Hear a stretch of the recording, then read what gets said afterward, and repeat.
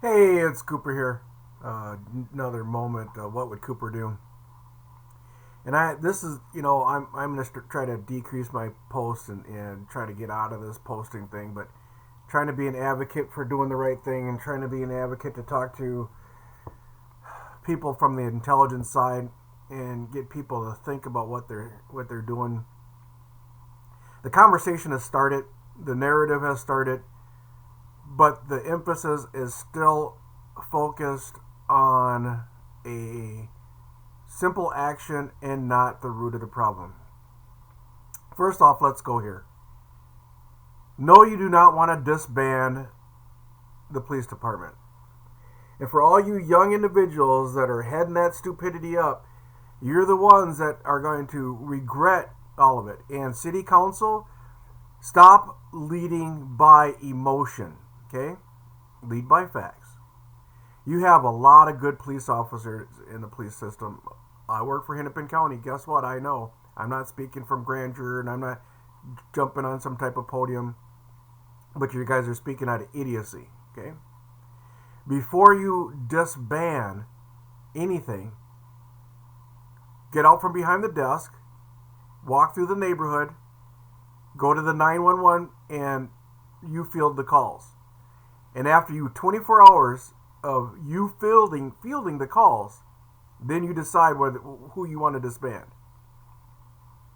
When you go to the domestic assault calls, you go there. Don't send the police department. You personally go yourself so you can understand the jobs and the tasks that these wonderful police officers do on a day-to-day basis.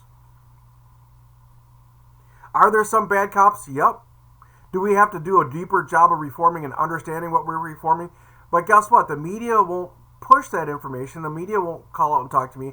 They had a leaders group get together, and not a one of them that they brought in on Channel 9 talked the narrative of what's truly going on. Everybody is glorifying and emphasizing a situation of crime and then attacking the police. What about the situation of positive individuals? You're going to put on the air somebody who attacks and bashes minorities and give them 1,000 views and 2 million followings and all this other kind of nonsense. What about the positive individual? What about my friend that's down in Kentucky who sells for a living and just doesn't get into trouble and he's looking out for the best thing for his son? What about my cousin that's in Texas that's doing his job and working and not being in trouble? What about attacking and addressing where the problem lies? Major corporations that, under the rouge of how they operate, can discriminate on a day-to-day basis. So it filters all the way down to the street. The lack of opportunity. Now, I made a single post just yesterday in reference to my friends saying that they don't see color. Yeah, you do. You don't see color because it doesn't affect you. You don't see color because it doesn't involve you. You don't see color because you don't have to deal with the issues and the problems on a day-to-day basis. I had a dialect with another friend of mine that was all upset about how the flag was represented and criticizing my military background because I supported quiet protest during the flag. I supported guys locking arms during the flag, the national anthem, because the protest had nothing to do with the flag. I've had deep heated discussion. Well, guess what? It's a disrespect to the country. How? How is it disrespect for me to say, respect me in this country? How is that disrespect to the country? How is that disrespect to the national anthem? How is that disrespect to the flag? In begging to be treated like a human being. How is that disrespect? How is it disrespect to beg to be treated like a human being if you're stopped in a traffic stop? How is that disrespect? How is it disrespect to beg that when you put your application in for your job that you'll be considered on your merit? How is that disrespect?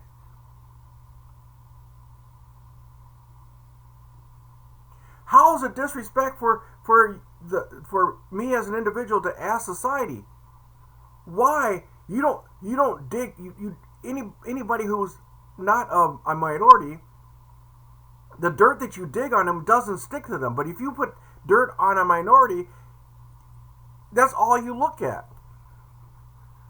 Everybody's made mistakes. Everybody's had a traffic ticket. Everybody on the planet, people have made mistakes.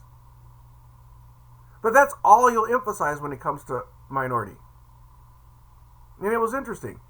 I was listening to a piece, and the individual said, when you're a minority, do you have to be famous in order to be safe with the police services? Do you have to be famous in order to be accepted by the corporate world?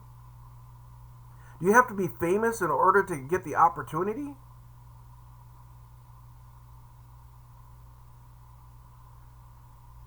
The hard part is opportunity.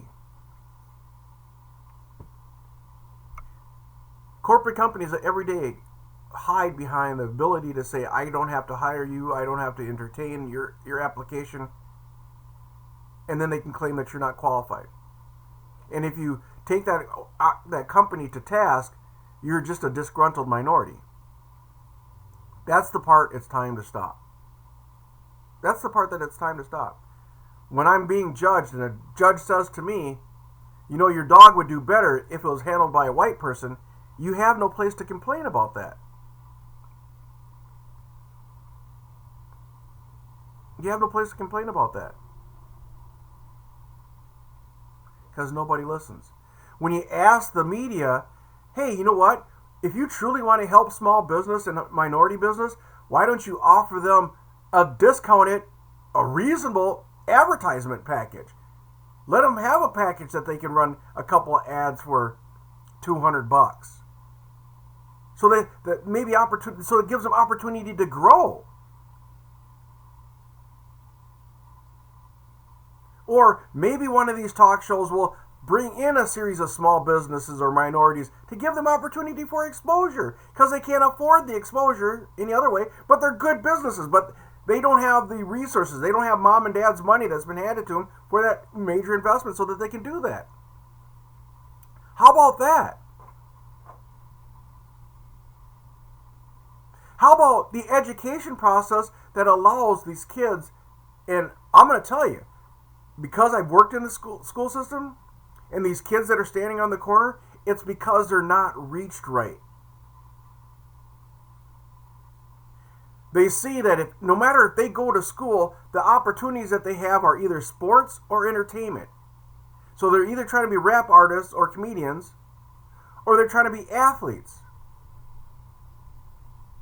Well, as soon as the selection process happens in high school, most of them are destroyed. And most of their dreams are destroyed. So then they go into the school system and they say, oh, I know that. When that I know that is a defense mechanism to protect themselves because they don't know. So then they fall further and further behind. So their grades fall further and further behind because of lack of opportunity. And it's things that people don't know. And the people that are in the education system now aren't changing the narrative. They're attacking the police department. They're attacking law enforcement. It's not law enforcement. It's corporate structure. It's not law enforcement. It's the department. It's not law enforcement. It's the mayor. It's not law enforcement. It's the governor. It's not law enforcement. It's the corporate structure on inability to have success on your own personal merit. And that's what they see. That's what all these kids see. No matter how hard you work, you don't get the opportunity. No, I don't want a free handout. No. Some of the morons do. You see a peaceful protest where they jump into the guy's truck and they steal all this stuff. Those are morons and thieves. Those are morons and thieves. They're breaking stuff up. That's a moron and a thief. But hardworking people like myself, if the media would allow us to be marketed and advertised so individuals of color could see individual success at the minor levels, it would give them something to strive through as opportunity. That's all I want. Equal opportunity. Maybe things will change. Thanks for tuning in. Feel free to share.